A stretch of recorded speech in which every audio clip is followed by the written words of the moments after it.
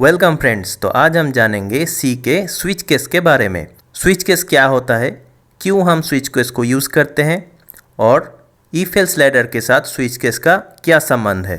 तो चलिए देख लेते हैं।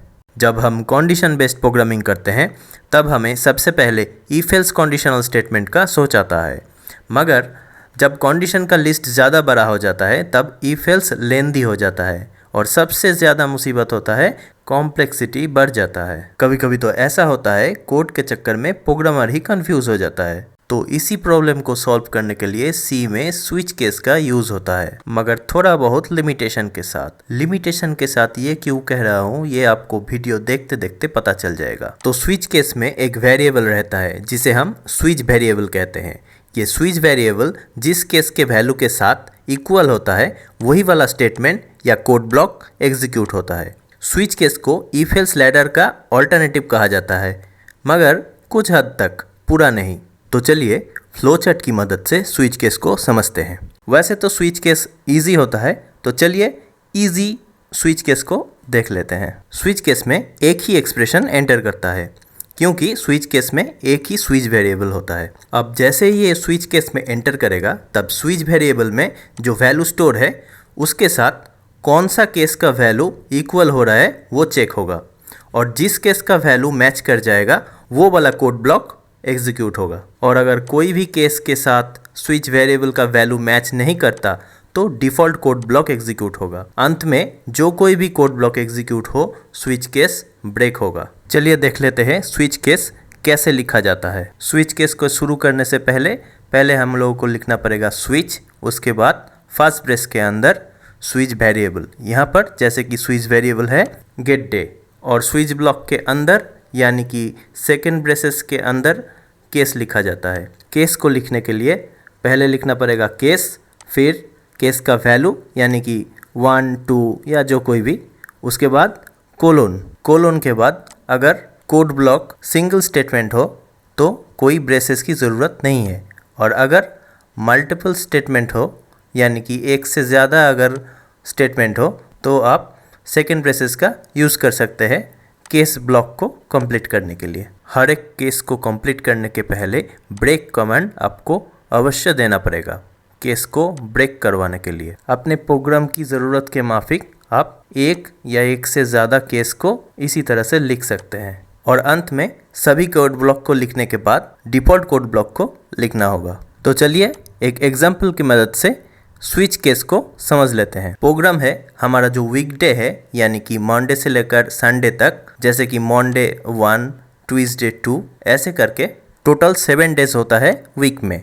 तो इस एग्जाम्पल पे हम यूज़र से वीकडे का जो नंबर है वो इनपुट के हिसाब से लेंगे, यानी कि यूज़र 1 2 3 ऐसे करके अपना इनपुट दे सकते हैं, और प्रोग्राम के ज़रिए हम उस वीकडे के नंबर के हिसाब से उसका वीकडे हम डिस्प्ले करेंगे। मान के चलिए अगर यूज़र 1 इनपुट देता है तो रिज़ल्ट डिस्प्ले करेगा मंडे, अगर 3 इनपुट देगा तो रिज़ल्ट आएगा वेडनेसडे, और अगर 10 इनपुट देगा तो डिफ़ॉल्ट कोड ब्लॉक एग्जीक्यूट होगा और डिस्प्ले करेगा आउट ऑफ रेंज। तो चलिए प्रोग्राम को लाइव एग्जीक्यूट करके देख लेते हैं।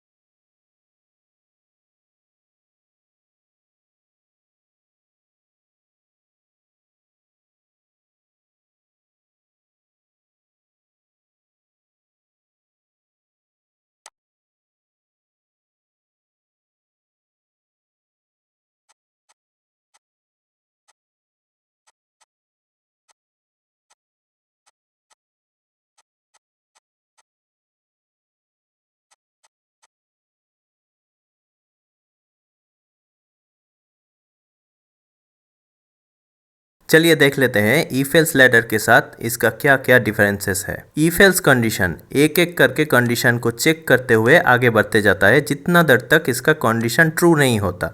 जब इसका कंडीशन ट्रू हो जाता है वो वाला कोड ब्लॉक एग्जीक्यूट होता है और इफ एल्स ब्लॉक से एग्जिट कर जाता है। मगर स्विच केस में मामला कुछ अलग होता है।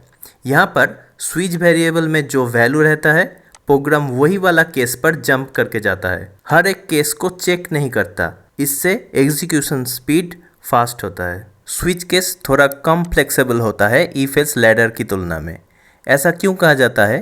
क्योंकि इफ एल्स लैडर का जो इफ कंडीशनल स्टेटमेंट जहाँ पर लिखा जाता है वहाँ पर आप कंडीशन लिखने के वक्त मल्टीपल एक्सप्रेशन डाल सकते हो, एंड ऑपरेटर के थ्रू या फिर और ऑपरेटर के थ्रू। मगर स्विच केस में ऐसा नहीं होता क्योंकि स्विच केस में एक ही स्विच वेरिएबल रहता है और स्विच वेरिएबल का जो वैल्यू रहता है वो केस के साथ मैच किया जाता है। स्विच वेरिएबल का वैल्यू जिस केस से मैच करता है वही वाला केस का जो ब्लॉक है वो एग्जीक्यूट होता है और उसके बाद स्विच केस से ब्रेक करके निकल जाता है। इसीलिए स्विच केस थोड़ा कम फ्लेक्सिबल होता है इफ एल्स लैडर की तुलना में। तीसरा वाला डिफरेंसेस ये है कि स्विच केस का हर एक केस इंडिपेंडेंट होता है। इसका पहले वाला केस के साथ कोई संबंध नहीं होता या फिर बाद वाला केस के साथ कोई संबंध नहीं होता। जिसका वैल्यू स्विच वेरिएबल से मैच करेगा वो वाला केस एग्जीक्यूट होगा। और इफ एल्स लैडर में एक के बाद एक करके कंडीशन चेक होता जाता है जितना देर तक कि कंडीशन सेटिस्फाई नहीं करता। जब कंडीशन सेटिस्फाई करता है तो उसी कंडीशन का जो कोड ब्लॉक होता है वो एग्जीक्यूट होता है। और चौथा डिफरेंस है